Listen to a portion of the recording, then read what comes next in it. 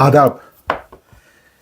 Election की गर्मी Canada में और पियर पोलियर जो अपोजिशन लीडर है कंजर्वेटिव्स का बीजेपी के सपोर्टर्स से चंदा लिया, ये न्यूज गर्मा गर्म है। बात शुरू करने से पहले, अब कनाडा में भी गर्मियां शुरू हो रहे हैं। आज बेहतरीन मौसम था, ऐसा लगता था स्पेन में है। तो इसका फायदा उठाते हुए मैं हाइकिंग को चले गया। 7-8 किलोमीटर सैर भर के तबीयत, बॉडी का पुर्जा पुर्जा ढीला हो जाता है। और हाइकिंग का मजा लगने के बाद आप सीधे साधे टेरेन के ऊपर वॉक करें तो बोर हो जाते हैं। उसका चस्का लग गया, तो क्योंकि वो ऐसा ऐसा ऊपर जाना, नीचे आना, सांस फूलती, फिर पूरे मसल्स डेवलप होते पूरे पैरों के, वो बिल्कुल डिफरेंट बॉल गेम है।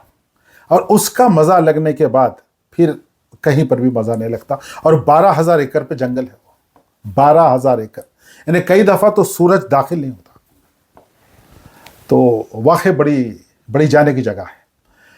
अच्छा, दूसरी बात, ये जो पियर पोलियर का चक्कर चल रहा है कि वो बीजेपी के सपोर्टर्स से चंदा लिया है, उसमें एक मुझे वाकया याद आ रहा।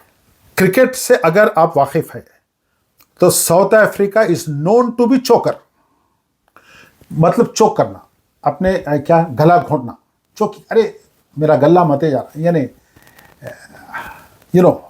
सफोकेशन। तो South Africa is known for that. क्यों? साउथ अफ्रीका के पास वर्ल्ड क्लास प्लेटफॉर्म है क्रिकेट का, और वो डिफरेंट वर्ल्ड कप्स के अंदर फाइनल, सेमीफाइनल तक आके हार जाती। वो पता नहीं क्या हो जाता, वो एक ना साइकोलॉजी है, उसको ना ओवरकम नहीं कर सक रहे वो लोग, तो इनको बोलते चोकर। मेरे को ऐसा लगता है कनाडा में कंजर्वेटिव्स का भी वही हाल हो रहा है। अब 10-15 साल पहले हार्पर की हुकूमत थी, आज तक नहीं जीते। ट्रूडो कैसा भी था, मगर वो हैदराबादी स्टाइल में बोलते ना, धारकारी था। उन्हें नफ्स को जानता था उन्हें, और उसको इलेक्शन जीतना आता था। बहरहाल उसकी पॉपुलैरिटी पूरी खत्म हो गई। अब नया आदमी आ गया, mark Carney, he is the prime minister, और बहुत काबिल आदमी, और अमेरिका और ट्रंप से सही मानों में डील करा है। उसकी वजह से उसकी रेटिंग ऊपर चली गई, वन ऑफ द रीजंस। अब ये पोलियर साहब, ये बल्कि ना देख लीजिए, पहले आप थोड़ा सा इसको देख लीजिए। Investigative journalist Stuart Bell wrote this story. So Stuart, what have you uncovered? Well, back in 2013, when India was preparing for elections, an organization was formed in Toronto called the Overseas Friends of BJP Canada. And its purpose was to help bring Narendra Modi and his BJP party to power. Now it turns out that those same friends of Modi have put their support behind a politician closer to home. Elections Canada records show that the founders of the Overseas Friends of BJP have made contributions to Pierre Poilievre's leadership campaign, to the Conservative Party. They've also hosted Mr. Poilievre at events, one in a private home, and they promoted him on social media as Canada's next Prime Minister. All right, and since you broke this story this morning, it's made its way to the campaign trail. What's been the reaction so far? When a reporter asked Mr. Poilievre about this, he said basically that the party's not able to screen all of its donors. I received 37,000 separate donations that anybody can make online. We don't have the capacity to do CSIS background checks on every single person who makes those 37,000 donations. The fact that Pierre Poilievre was so purposely avoiding to learn about the details about the involvement of a country and a government that's involved in allegations of really putting Canadians' lives at risk really shows you that Pierre Poilievre is not someone that puts his country first. He puts his party first. Raised questions about who has the ear of the Conservative leader at a really crucial point in Canada-India relations, following Canada's allegations that India is engaged in foreign election interference in Canada and also was behind the assassination of its Sikh leader in BC. All right, Stuart Bell in Victoria. Thanks, Stu. अब ये कह रहे हैं 37,000 donors है चंदा देने वाले, हमारे पास वो कैपेबिलिटी नहीं है कि कौन कौन चंदा दे रहा। यानी आप अंदाजा लगाओ, मुल्क का वजीर आजम बनने जा रहा है ये। क्या तुम्हारे पास इतना स्टाफ नहीं है? तुम मिलियंस ऑफ डॉलर्स तो ज़ायनिस्ट लॉबी से लिए, तुम्हारे अंदर ये कैपेबिलिटी नहीं है कि तुमको चंदा कौन दे रहा।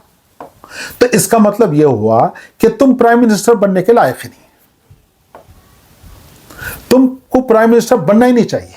यह कोई ना अफ्रीकन कंट्री है या कोई ना इंडिया का गांव है, वहां पर भी डिजिटल इकोनॉमी इतनी एडवांस हो चुकी है, पूछना नहीं, न्यूज इधर से उधर चले जाती है। कनाडा एक इंतहाई एडवांस कंट्री है, यहां पर 2009 में सबसे ज्यादा कंप्यूटर्स थे पर हेड, आज ये नंबर 2 पे है, स्विट्जरलैंड से थोड़ा सा नीचे। अमेरिका पे तो 5, यानी अमेरिका तो 5-6 मुकाम पे खड़ा हुआ है।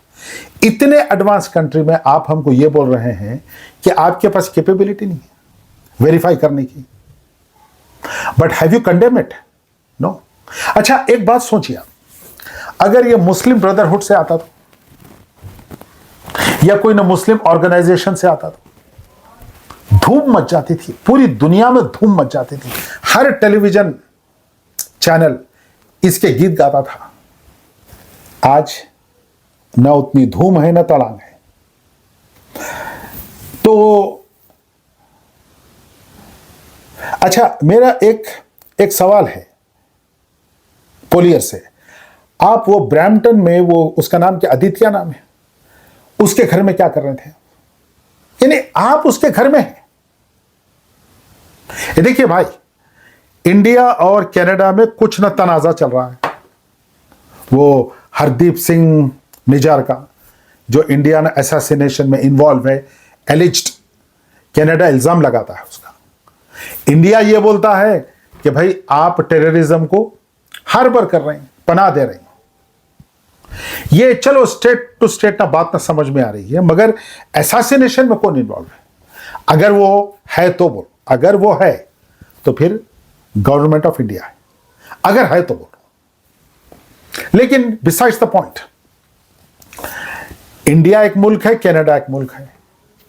यहां बात 2 पार्टीज की चल रही है कि एक सपोर्टर्स है बीजेपी की, जो बीजेपी की सपोर्ट करते हैं, वही सपोर्टर्स आज कंजर्वेटिव्स की मदद कर रहे हैं।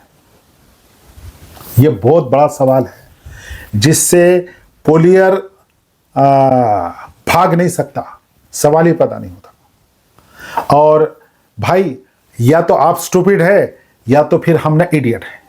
लेकिन एक बात तो तय है, अब तकरीबन आप इलेक्शन हारने के करीब है। मैं तो आपको वोट डाल ही नहीं सकता, क्योंकि आपका जो गाजा पे स्टैंड था वो इंतहाई यानी क्रिमिनल बोलूंगा, बदमाशी पे मबनी है। वो आपको छोटे छोटे बच्चे मरते हुए नजर नहीं आ रहे। ऐसा कैसा भाई? आपको मिलियंस ऑफ डॉलर्स मिलते हैं एक ज़ायनिस्ट लॉबी से, बिल्कुल मिलते हैं। तो क्या आप ज़मीर का सौदा इतना सस्ता करते हैं? आपको मासूम बच्चे मरते हुए नजर नहीं आते आपको? तो आप तो उसूल पर ठहरे हुए नहीं।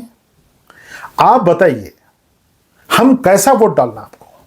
और मैं जाती तौर पे आपको वोट डालना चाहता हूं, लेकिन आप इलेक्शन के करीब आने तक मेरे हाथ काट देते हैं। तो फिर हमको जाके लिबरल्स को डालना पड़ता है, इधर लिबरल और एनडीपी। हमारे पास कोई ना चारा ही नहीं है।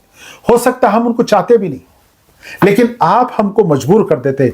चोकर, वहां पर साउथ अफ्रीका चोकर है, यहां पर आप चोकर है। आदाब।